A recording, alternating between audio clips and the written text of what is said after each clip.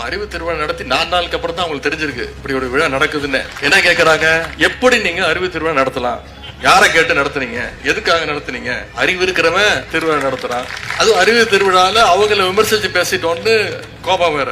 எப்படி போலீஸை பார்த்தா திருடனுக்கு பயம் வருமோ, அதனால அறிவுங்கிற வார்த்தையை கேட்டாலே அவங்களுக்கு அதிர்ச்சி. நமக்கு இந்த அரசியல் புரிதல்லாம் இல்ல, அது இல்ல, இது இல்ல. அப்புறம் நான் கேக்குறேன், மக்கள் எல்லாரும் உங்களுக்கு தற்குறிகளா?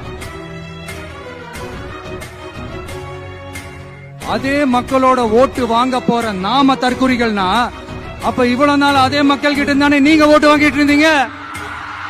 அப்ப நீங்க அந்த மக்களுக்கு நீங்க காட்டுற மரியாதையும் நன்றியும் இதுதானா?